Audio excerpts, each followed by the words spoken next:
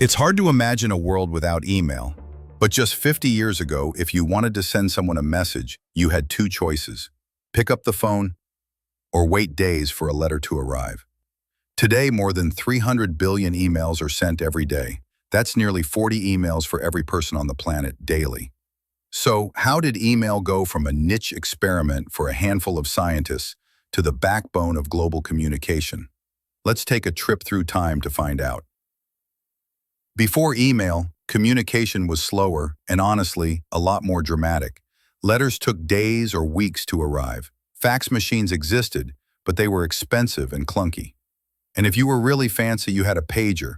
But the real digital revolution was still hiding in university computer labs. Email, as we know it, started in 1971, when a computer engineer named Ray Tomlinson sent the very first email. What did it say? Probably something boring like QWERTY, because he was just testing. But here's the game changer. He used the @ symbol to separate the user from the machine address. That symbol made it possible to send messages to other computers, and it stuck forever. At first, email wasn't for everyone. It was for researchers and military networks like ARPANET. But the groundwork was there for something big. The 1980s and 90s were email's awkward teenage years. Businesses adopted it first because it was faster and cheaper than sending memos. Services like CompuServe, AOL, and Hotmail brought email to everyday people. Remember those dial-up sounds? Pure nostalgia. By the mid-90s, email was everywhere, and the magic was instant communication.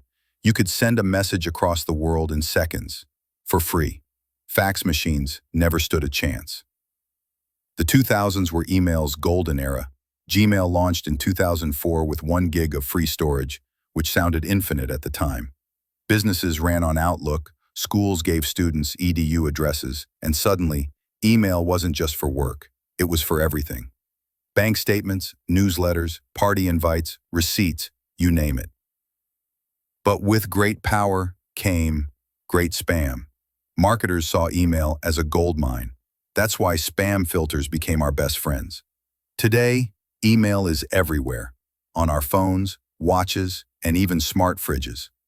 But it's also changing.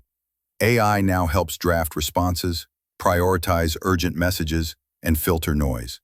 Email is no longer just about sending messages. It's about managing your digital life. And the future? Expect more integration, smarter inboxes, and maybe even holographic messages. But one thing's clear, email isn't going anywhere. From a single test message in 1971 to billions of messages every day, email has quietly become one of the most powerful tools of human connection. It's fast, it's reliable, and it's one of the few technologies from the early internet that's still going strong. Next time you hit send, remember, you're part of a story that started over 50 years ago and is still being written.